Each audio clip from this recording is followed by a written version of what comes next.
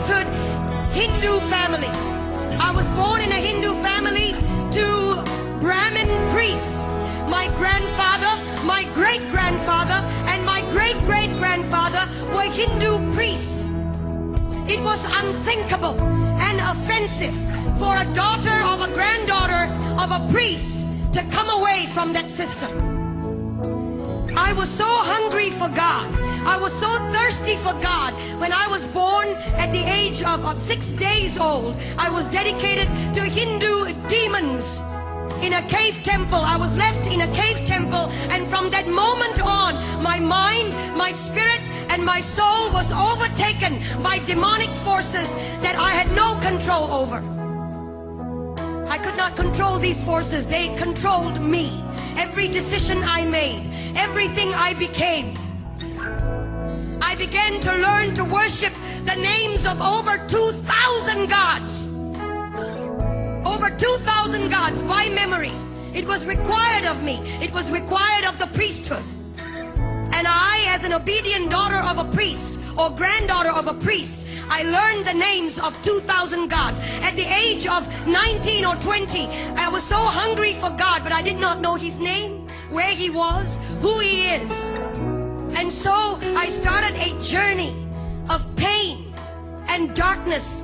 At the age, in my late teens, in 1920, I became discipled under a witch. And the reason I went into that was not to harm anyone, but to find God. Any which way at all. When you're hungry, you get desperate. And when you're desperate, you will do anything to find God. And so I went after Him. And I didn't find Him in the pages of Hinduism. I didn't find Him in the pages of the priesthood creed. I didn't find Him in the pages of mantras and prayers that I was taught to believe in. I didn't find Him in the rooms of temples. Huge temples. I would go into that and want to look for God. There was one time I was in southern India, and there was in this temple. I went in and I opened the curtain. There was a veil that divided the holy area from the rest of the public. Well, I couldn't wait. I had no authority to go into that area. Only a male priest could go in there. I opened the curtain, and there was a 10-foot idol. 12 arms, 12 faces, myriad number of eyes. He didn't see me. He couldn't hold me. He had eyes and could not see me. Years down the road, I was struck with a demonic pain in my body. From the top of my head to the tips of my feet, I would be in pain. Painkillers and suicide came the order of the day. I took painkillers every day, more than the required dose, just to knock myself out. And in my mind, it was one thought: if I ended my life, I would end the pain. And so I was sitting at the edge of my bed, possibly on the last day of my life on this planet. Sometimes, when it all looks lonely, you feel that nobody really cares. Hear me, young people. He's watching over you. He's watching over you. And it may not be tangible, but He's over you. And He loves you. And He'll come through for you if you would just focus on Him and let the other stuff go. And I was sitting at the edge of my bed, frustrated, fed up. And I cried out like you have cried out. Jesus!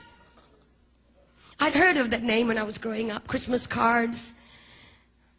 Christian people that would come to my door and tell me He died for you. And I would resist them and argue with them.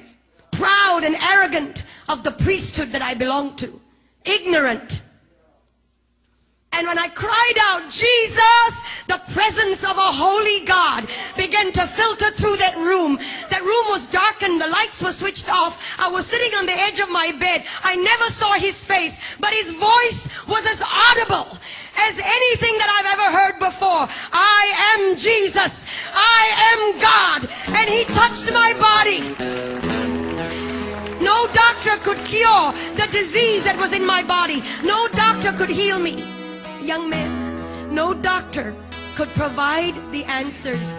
Nothing out there can. And I've been there, done it, and I've tried it. Everything, the darkest road, I've taken it, gentlemen. And he came to me, he touched my body. In an instant, that disease left my body. In an instant, I was healed. I began to feel his power and his presence course through my body. And then I went into this tiny church, about 50 people, and somebody up in front there looked a bit like this platform, and somebody up on this was talking about going into the water, that if you're baptized you become a new creature. Well, I didn't understand that either. I was wondering how water can make such a big difference. What's the big deal? We take showers every day. I went up to this preacher man and I said, will you put me in this water? Because everything and anything he wants me to do, I'm ready to do it. He has set me free. He has healed me. Anything and everything. No matter the price. No matter. And so they put me in that water. When I came out, legions of demonic influences broke free from me. And I was set free, church. And today, depression is going to go.